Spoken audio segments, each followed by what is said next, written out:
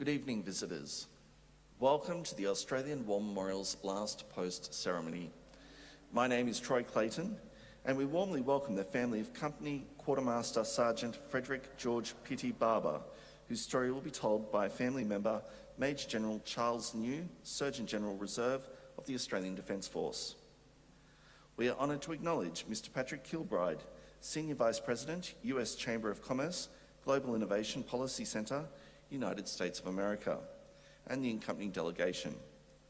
We also warmly welcome the members of the 3rd 69th OTU Reunion Group and the representatives of the Gympie Probus Club who are attending this evening's ceremony.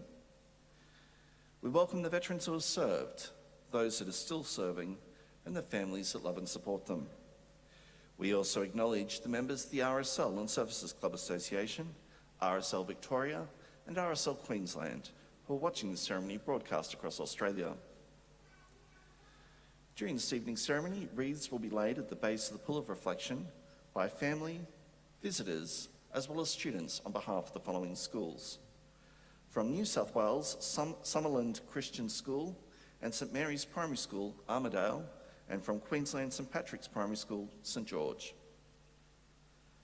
Australia's Federation Guard is the tri-service ceremonial unit of the Australian Defence Force. They provide a ceremonial presence at civil and military events and during visits to Australia by foreign dignitaries. The Guard will now dismount the catafalque party from the tomb of the unknown Australian soldier.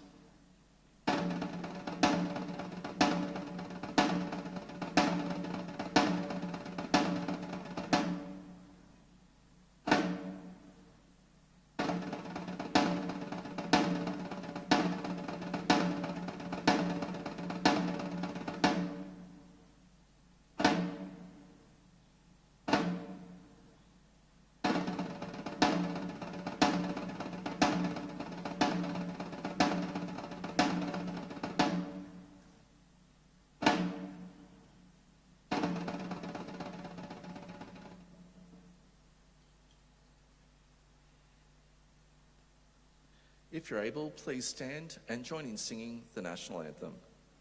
Catafalque party, attention! Catafalque party, present arms!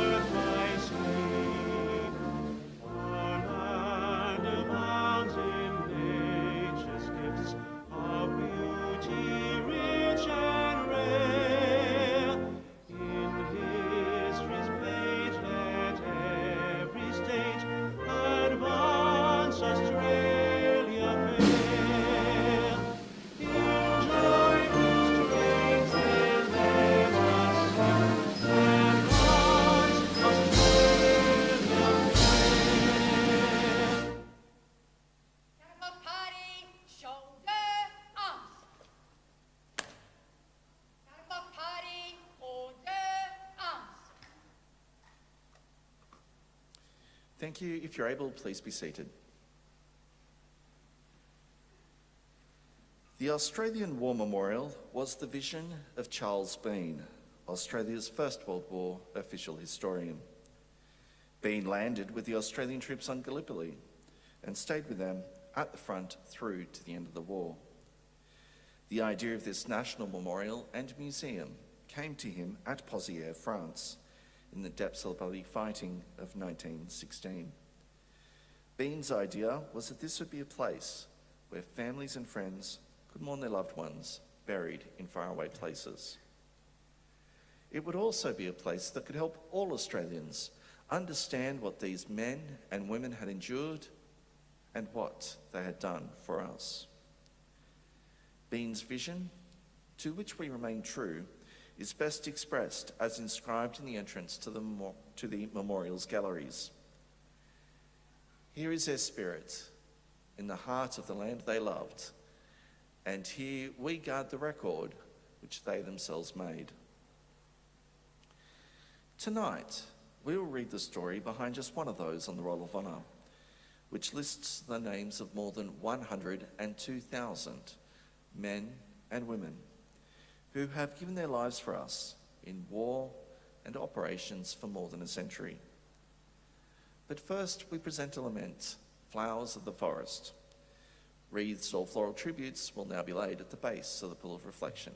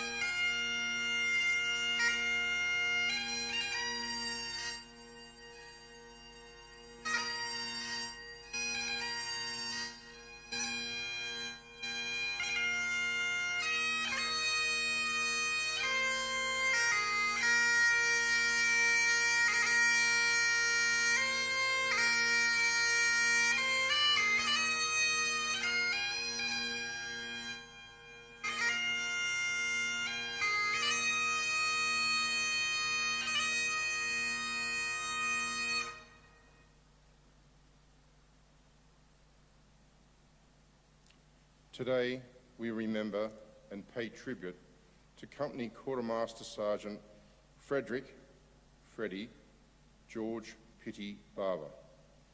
Frederick Barbour was born on the 23rd of March 1895 in the suburb of Ashfield, the third of 5 children to George and Isabel Barbour.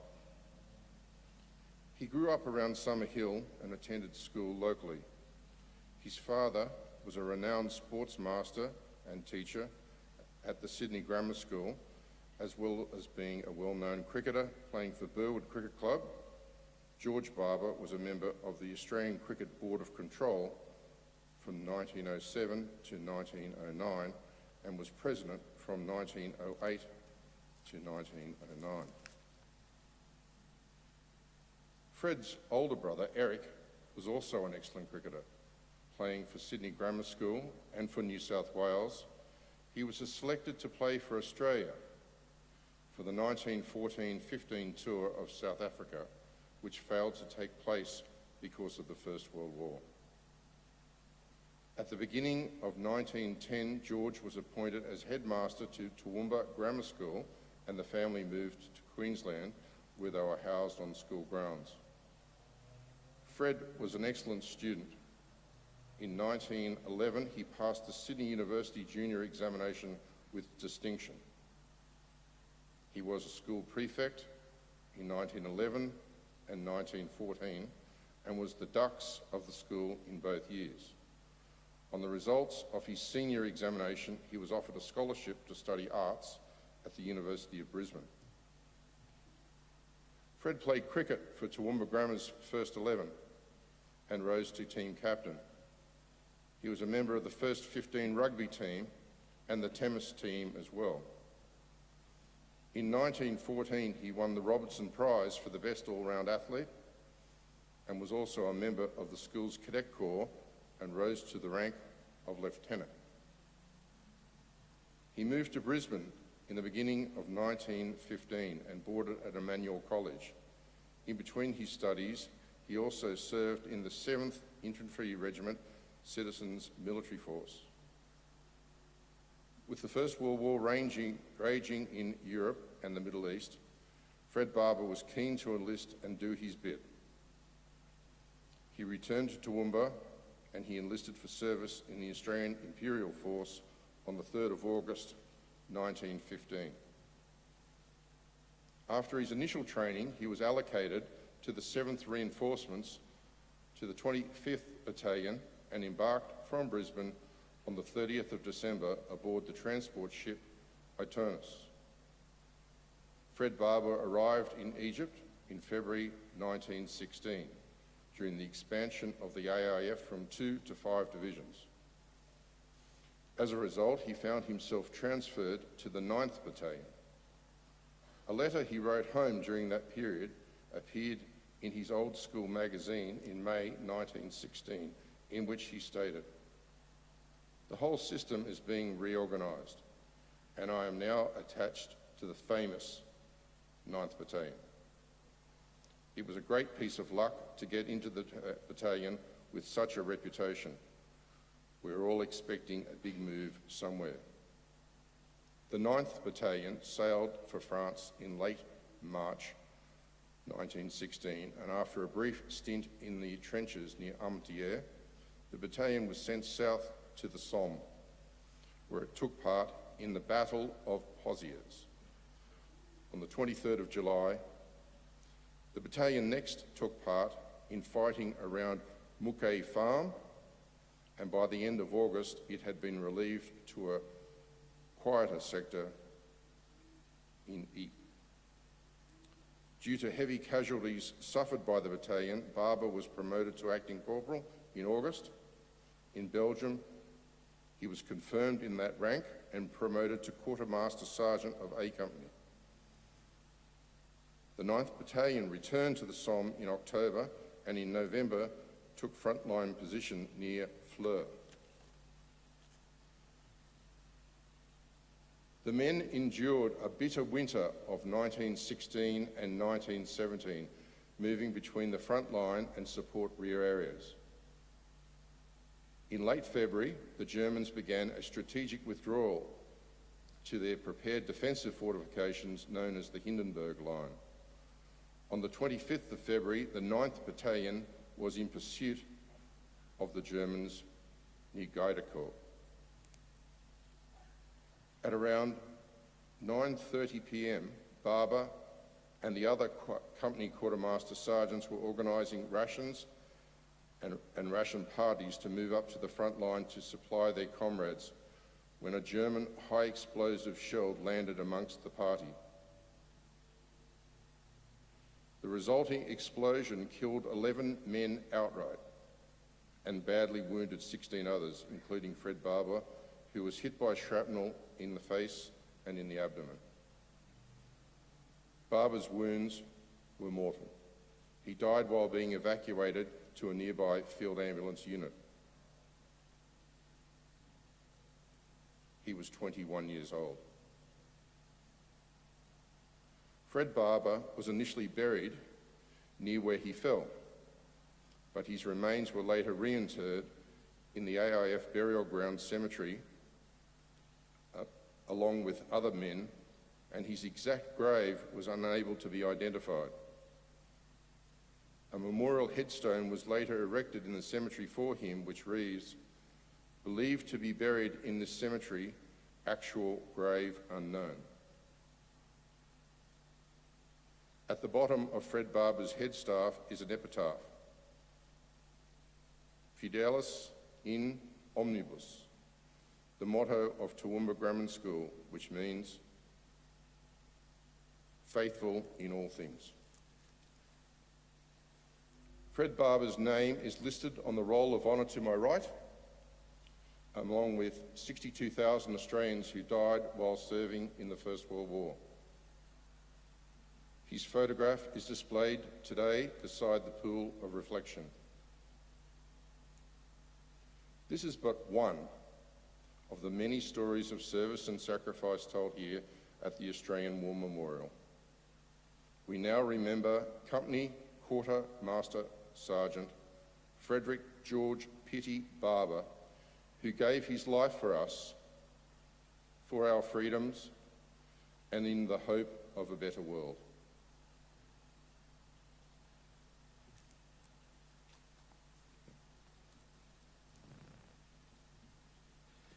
If you're able, please stand for the reading of the Ode and the sounding of the last post.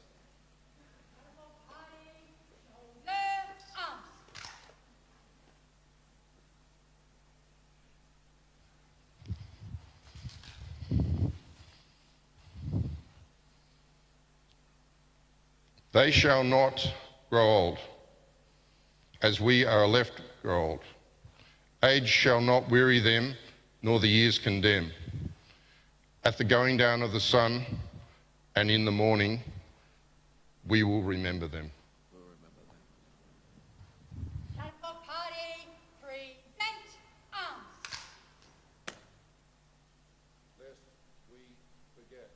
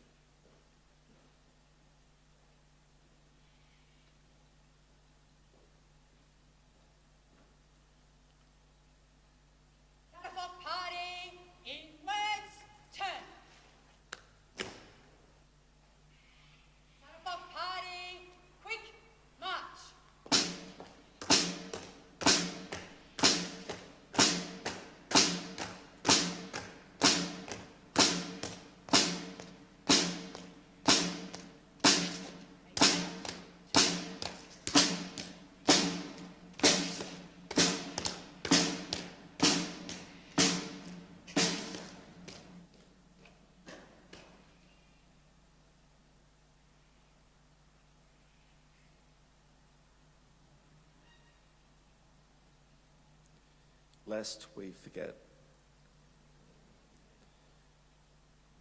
We leave you this evening with the words of the memorial's founder, Charles Bean. Many a man lying out there at Poziere or in the low scrub of Gallipoli, with his poor, tired senses barely working through the fever of his brain, has thought in his last moments, well, it's over. But in Australia, they will be proud of this. Ladies and gentlemen and students, that concludes the last post ceremony. We'd like to thank you for visiting the Australian War Memorial. Wish you all a very good evening. Thank you.